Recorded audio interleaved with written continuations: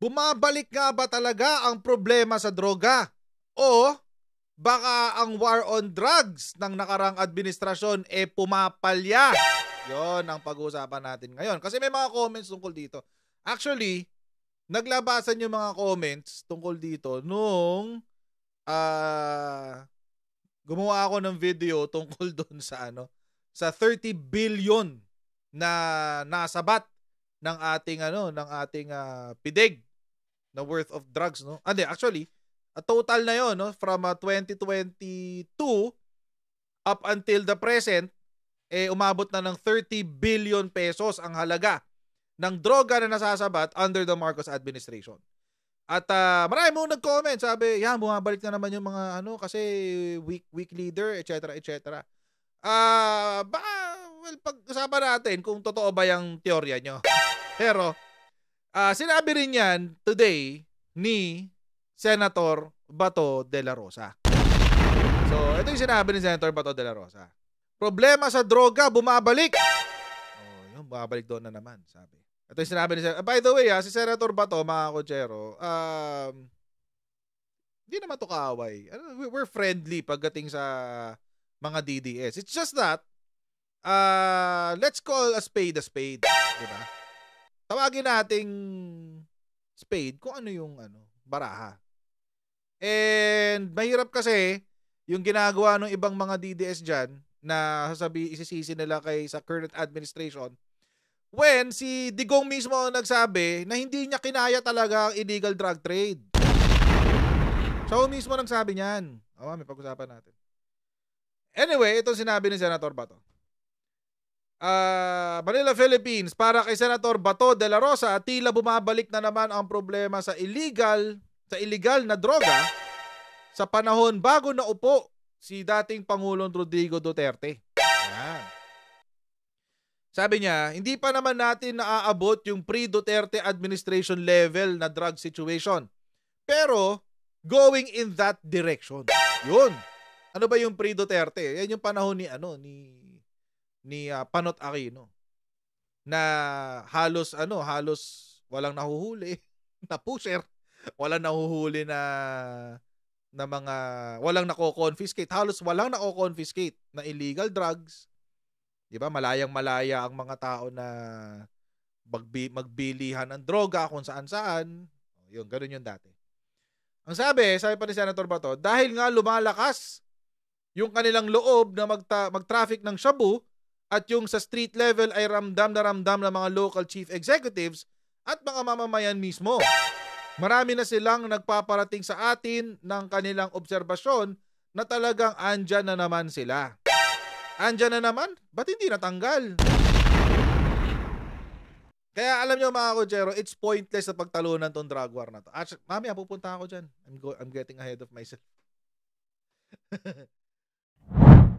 So bago po natin ipagpatuloy ang kwentuhan natin tungkol sa topic na ito, tayo muna ay mag-shoutout sa mga kaibigan natin sa... Okay, eto na. Sendwave! Ayan, so kung kayo po ay nasa US, UK, Canada, Italy, France, Spain, Ireland, and Belgium at gusto nyo magpadala sa Pilipinas para sa inyong mga minamahal sa buhay, nang wala pong remittance fees, gamitin nyo na po si Sendwave. Ang gagawin nyo lang ay download ng Sendwave app, gawa kayo ng account, ilagay nyo ba account details nyo dyan, at pwede na kayo magpadala sa GCash, cash pickup, through pawn shops at iba't ibang mga bangko rin sa bansa. At kapag ginamit nyo rin po ang promo code na Coach Jared, ay makakuha kayo ng karagdagang $20 free credit. Tagtantin yan para sa inyong mga minamahal sa buhay. Kaya mga kotsero, gamitin na po si Sendwave for all of your remittance needs. Ayan mga kotsero, game! Kung ako sa inyo, matuwa na lang kayo na kahit papaano na nahuhuli yung mga drug pusher, nahuhuli yung mga nako-confiscate yung illegal drugs. Huwag na kayong gumawa ng mga chismis nyo. Gagawa pa kayo ng conspiracy. Pamumukain nyo na yung administration walang ginagawa sa drugs. What the heck? Kasi babalik sa inyo lahat yan, guys. Kaya kalma lang kayo. Matatandaan na ang war on drugs ang sentro ng Administrasyon Duterte at binatikos ng mga kritiko kabilang na ang human rights groups na may pagbaglabag umano sa karapatang pantao. Ito yung tukhang, no? Ayon kay De La Rosa, isa sa indikasyon na bumabalik na naman ang illegal na droga ay ang pagtaas ng mga krimen sa bansa. With all due respect kay Senator Bato, kaibigan natin si Senator Bato. And hindi naman, we are friendly with administration allies. But, hindi naman tayo, hindi naman tayo ututo. Sabi kasi ni Senator Bato, aside from buying and selling, the trafficking and ang pinakamalaking indicator dito, yung boldness ng mga thug. Boldness daw ng mga gumagawa ng krimen. Mga criminals na gumagawa ng krimen, dahil alam natin na halos lahat ng mga ganong klaseng krimen ay drug-related. Pag hindi sila high sa drugs, hindi nila kayang gawin yung mga krimen na yan. It's happening anywhere right now. I would say na I would disagree with this statement ni Senator Bato. I don't think kailangan mo ng drugs para gumawa ng krimen. Drugs, taking drugs or trafficking drugs in itself is a crime. But hindi lang po ang mga gumagawa ng krimen sa Pilipinas ay mga adik. Maski kung hindi mga adik gumagawa ng krimen. And mahirap po i-connect yung drug use sa boldness o yung sa tapang sa paggawa ng krimen. Marami yung factors yan eh. Baka yung lugar nila, crime prone. Mahina yung mayor nila, mahina yung LGU sa paglaban sa krimen. Maraming factors eh. Tapos inassociate pa ni Senator Baton dahil daw less aggressive daw ang stance ng Marcos administration pagdating sa illegal drugs. Yun ang sabi. To put it bluntly, the direction that this administration is taking towards drug campaign is somehow hindi ganun ka-intense. Unlike the previous admin, kaya lumakas ang loob nila. Actually, ito yung naririnig ko sa karamihan ng mga DDS na nag-comment doon sa video ko last time. And naghintay lang ako ng tamang panahon para sagutin yan. Ngayon ko sasagutin. I will disagree. Bakit?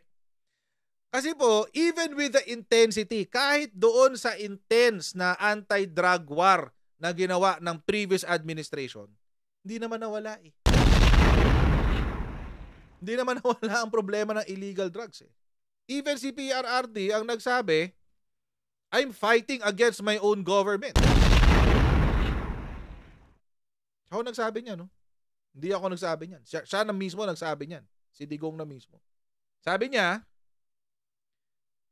Duterte told the CNN affiliate his opponent's criticism were stupid remarks coming out of an empty head and added that every country is tackling a drug problem.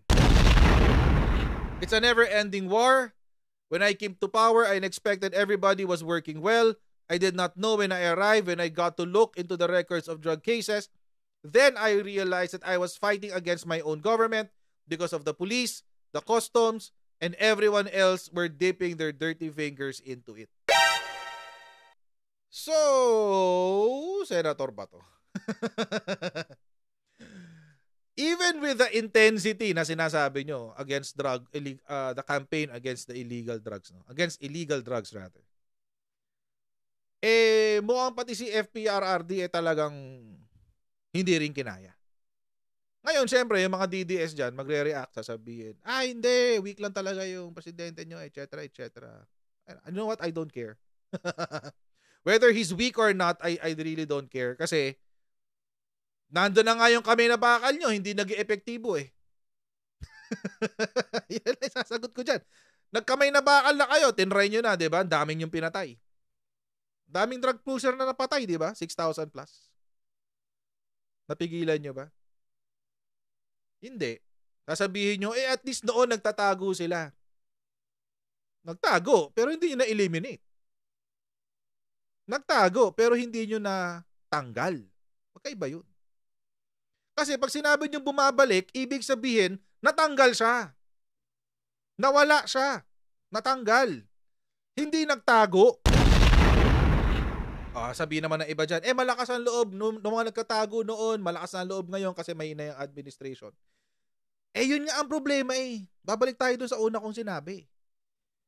Yung kamay na bakal nyo, hindi nag-work. Yung kamay na bakal nyo against illegal drugs, hindi nag-work. Ngayon, naglabasan sila, o di mas nakikita natin yung totoong senaryo, mas nahuhuli sila kasi they're exposed. Ito nga si Mayo, di ba? Naalala nyo yun, si Mayo. Ilan yung ito. Si Senator Bato din yung yung tawag dito. Nag-hearing nito nung kay Mayo. Senators hold Mayo, boss in contempt over 6.7 billion shabu cover-up. And this was panahon to ni Digong, guys. Nothing against Digong and nothing against Senator Bato de la Rosa. But again, let's call a spade a spade. Oh. Sabi pa nga ni si Tulfo yan. Wag na natin si Tulfo kasi alam naman natin nag-aano lang yan, nagbibida-bida lang yan. Ito lang kay Senator Bato, mas sincere. Kasi alam naman natin, between the two of them, Senator Bato is he's really the senator who wears his heart on his sleeves. He's very I think between them mas sincero si Senator Bato kaysa kay Tulfo. Police Lieutenant Colonel Arnulfo Ibanez is hereby cited in contempt before this committee. Sergeant at Arms Maya nyo na kukunin. He stays here and afterwards kulong nyo sa baba. Bakit daw? Mayo refused to answer and invoked his right against self-incrimination, leading Senator Robin Padilla to suggest that he be held in contempt by the Senate, which De La Rosa approved. Tungkol yan dun nga sa naipon na shabu na umabot ng 6.7 billion. And this was, mga kutsero, right under the nose of the Tokhang or War on Drugs. Nandoon. Police to eh. PIDEG to si Mayo, di ba? PNP Drug Enforcement Group, PIDEG. So ano nangyari diyan kay Mayo? Yung inaaresto nila, mga kino-confiscate nila, iniipon, binabalik sa kalsada. PNP yan. PNP ba during the time of PBBM yan? Hindi. That was during the time of Digong. And this is only one case. Isang kaso lang to. How many do you think are the police calawags in government during that time? Again, we have no disrespect sa ginawa ni Digong nung panahong presidente siya. Sinuportahan din natin si Digong. Pero mga kujero, let's call a spade a spade. Huwag tayo magbulahan. Kasi pag nagbobolahan tayo dito, lahat tayo nagmumukhang tanga. Let's call a spade a spade. The drug problem was initially in-address ni President Digong. There were some measure of success. Bakit? Kasi maraming clandestine labs ang natuklasan at nasira. Maraming naaresto. Maraming napatay na drug pusher. In fact, mga kutsero, to the administration's credit, to the previous administration's credit, during that time, from 2016 hanggang 2022, umabot po ng 75 billion. 75 billion po ng halaga ng illegal drugs ang nahuli. Simula July 2016 hanggang June 2022. Which is good news. This is to the credit of the previous administration. So we will not take away anything from the previous president. Pero kasi alam nyo, mga kutsero, ang nakakatawa dun sa mga hyper na DDS, parang sinasabi nila ngayon na hindi kasi para lang ba ma-justify yung sinasabi nila na weak si President Bongbong Marcos. Sinasabihin nila, nagbabalik na nga yung illegal drugs etc. Sana hindi na lang sinunod ni Senator Bato yung ganong klaseng linyahan. Kasi alam mo naman yung katotohanan, alam mo naman yung totoong nangyayari dyan sa loob Alam naman natin lahat yan. Ngayon, di natin alam bakit sinabi to ni Senator Bato. Dahil naging PNP chief din naman siya. Alam niya kung paano totoong kalakaran dyan. So, nakakatawa lang na inassociate niya yung pagbabalik ng drugs doon sa weak, quote-unquote, weak stance. Tama ba?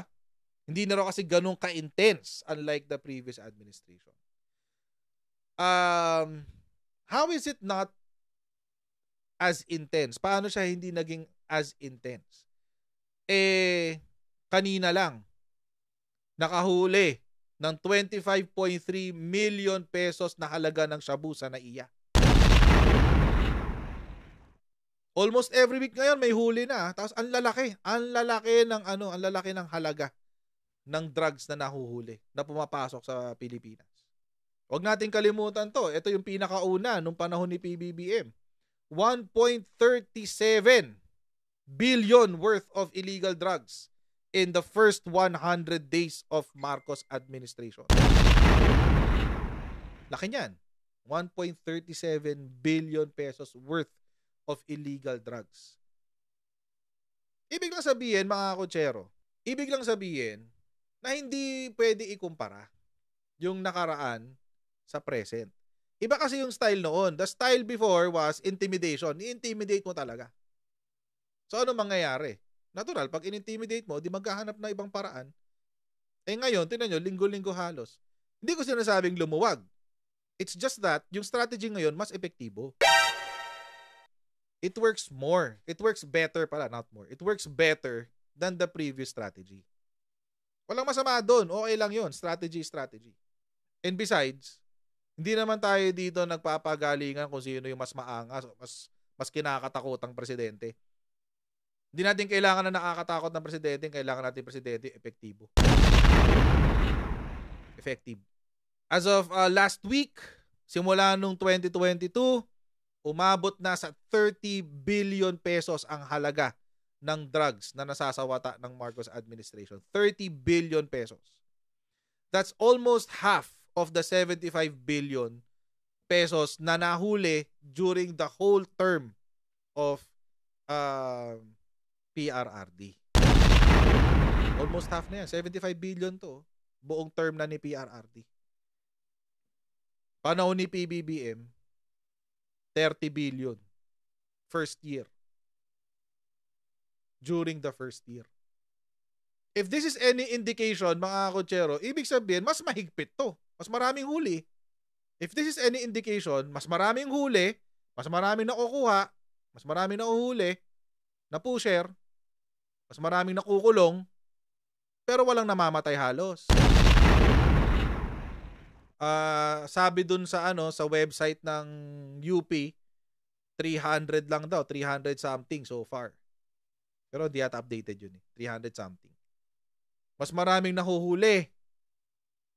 Ang sasabihin nyo, kasi hindi, kasi mas matapang sila ngayon kaya naglalabasan sila. O di naglalabasan sila pero nahuhuli sila.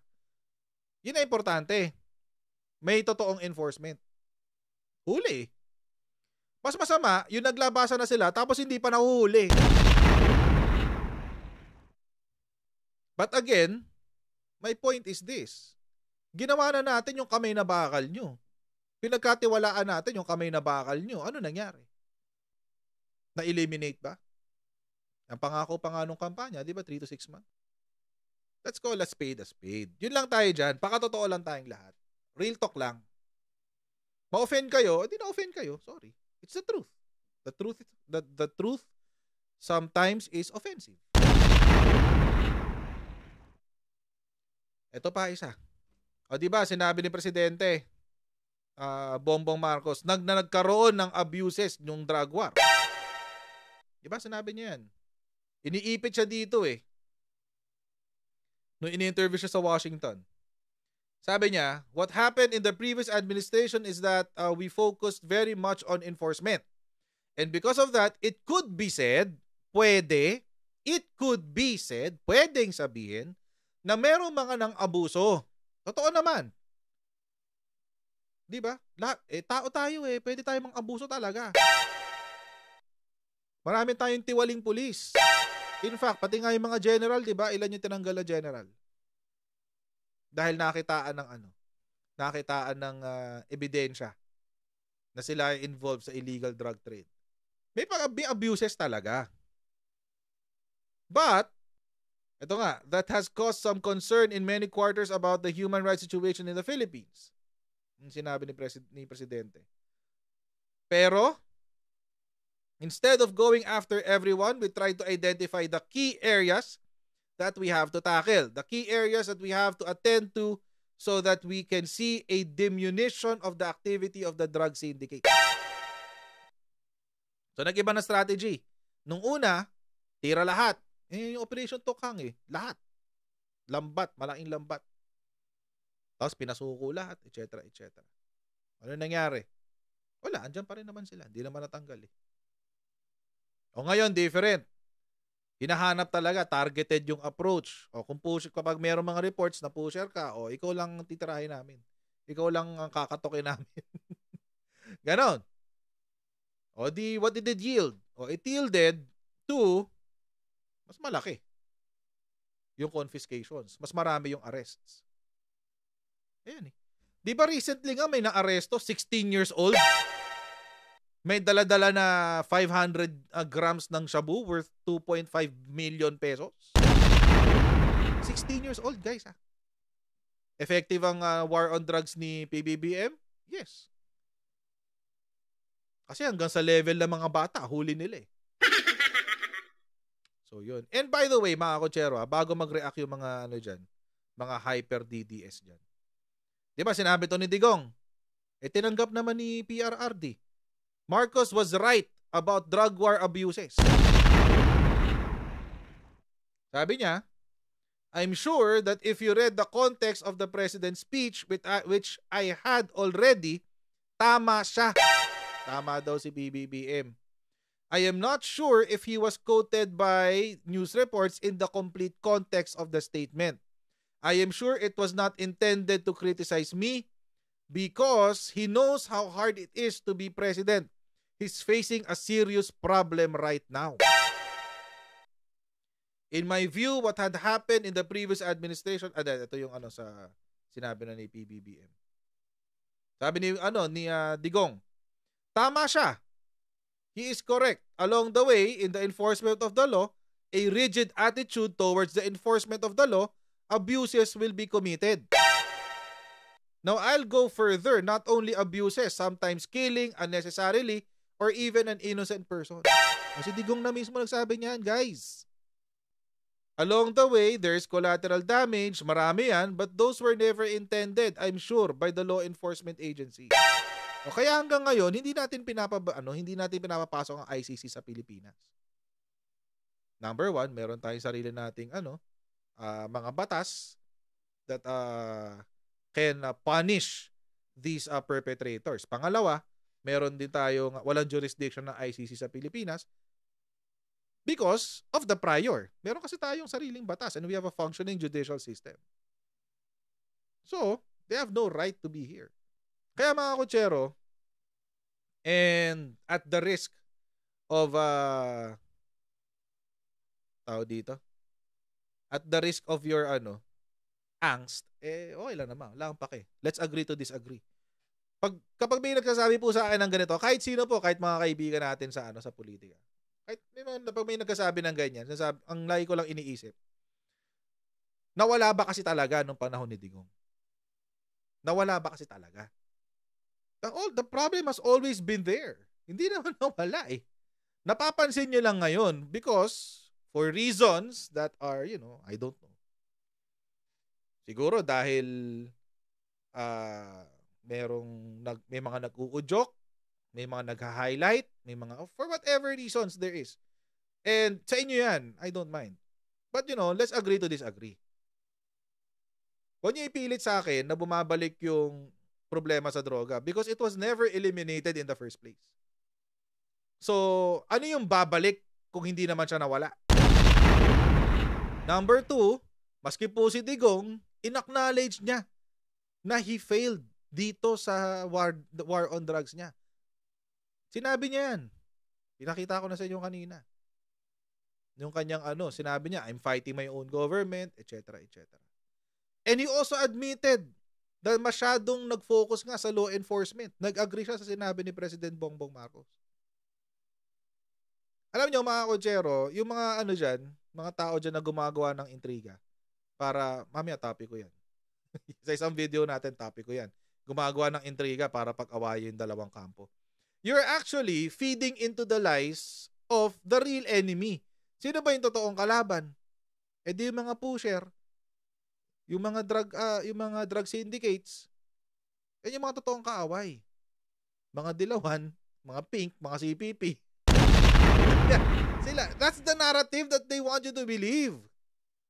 Bakit? Kasi nga, masyadong malakas yung alyansa ng Marcos Duterte or Duterte Marcos, however you want to say it, I don't care. But the fact is, yun kasi yun. Ngayon, kung naniniwala kayo sa ganyan, bahala kayo. Kayo maniwala. But, you're actually not helping. Hindi kayo nakakatulong. And yung to deny the accomplishments of the Marcos administration by using the previous administration bilang bala, parang may mali yata dun sa gusto nyo mangyari. Parang hindi yata tama na pinag-aaway nyo yung mga magkakakampi. But anyway, hanggang dito na po muna tayo sa video na ito. Maraming pong salamat sa inyong patuloy na pagsuporta. Please don't forget to like, share, and subscribe po dito sa ating Coach Jarrett YouTube channel. And meron din po tayong Facebook page that you can go to and follow din every now and then. Marami akong mga pinagpo-post na ng mga bagay-bagay. And I'll see all of you in our next video. God bless you and see you next time. Bye!